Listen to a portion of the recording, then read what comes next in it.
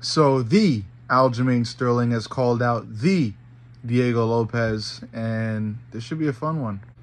Due to Movsar Evloev's inactivity and confusion, Aljamain Sterling is looking for another dance partner, and he has found one in the recently winning Diego Lopes, the rising star himself. Uh, I think this will be, a good matchup. And yeah, I think, the UFC is definitely going to go with it. It sounds like a fun one. And Aljamain has the right idea by calling Diego out. These guys are friends, I don't really think there's any bad blood. It's more so just, competition, like friends are going to have to fight. Sometimes that's just how the fucking dice, rolls. Like there are certain fighters who refuse to fight certain fighters because of how close they are. But a lot of people in the fight business, one of them being Chael Sonnen, says a lot, that you got to fight regardless, Love the guy, hate the guy. You got to step in the ring and fight, show who's better, whether it's for legacy, for money. That's just what you got to do. It's the fight business, So it should be a good one. And I gave it a lot of thought. So let's go with the quick rundown of my my thoughts since I've seen this fight be announced. So when I saw that Aljamain called out Diego Lopes, my mind initially immediately went to striking. Not just because I love striking way more than grappling, as I'm sure many MMA and UFC fans would agree. It's just because Diego's so good there. Aljamain too, because of the awkward striking style he possesses. But I feel like, both fighters are going to bring so much energy out in the first round that I feel like Diego can edge himself out. Like I feel like he's got an advantage with that, given his wild striking and his high energy, and his fast hands. He's incredibly fast. And I feel like that's it's bad for Aljo in the first round, especially if his hands are low, or if he's a little antsy and he wants to step in for a number of punches. I feel like Diego will absolutely take that to his advantage and counter with something huge that'll just put Aljo out in the first few minutes of round one.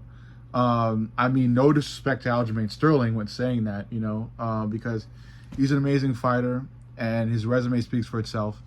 And I feel like he's so good on the ground, and that's what I had to consider after going, headfirst in the striking territory. I had to really consider, okay, but what if this fight goes to the ground? What if Diego lands a takedown, or what if Aljamain gets a takedown? How are these two going to fare out on the ground? And I feel like Aljo's just so good with taking the back and, either staying there or gunning for a submission while having the back, that I feel like he's got a bit of the advantage on the ground. But that being said, Diego can hold his own. If the fight goes to the ground, Diego's okay. He's not in danger. Somewhat so, again, because Aljo's great with taking the back, and again he can search for a lot of things while having the back. But Diego's really good. So I feel like the fight could go either way there. But I feel like if the fight remains on the feet, yeah, sure, it could go either way. Again, given Aljamain's awkward style, which is kind of hard at times, so he can kind of get close to Diego and land something, maybe a 1-2 that knocks Diego back, or maybe stuns him enough for Aljamain to search for a takedown. But I feel like, damn, man, Diego's just so damn fast.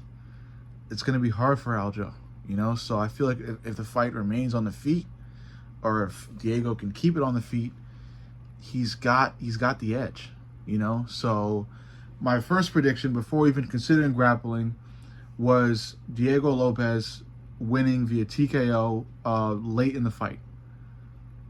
And after considering grappling, circling back from grappling to striking once again, I gotta say, I'm not mad at that decision. I'm not mad at the prediction, and I might have to keep it for now.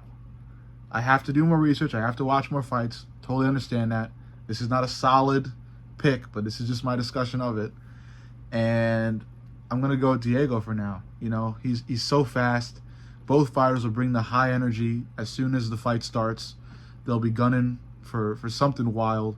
And I feel like in those early onset exchanges, Diego's got that oomph to find something, whether it's a counter strike, whether it's just him on the attack, that may just be able to overwhelm Aljamain, especially if he's antsy in that first round.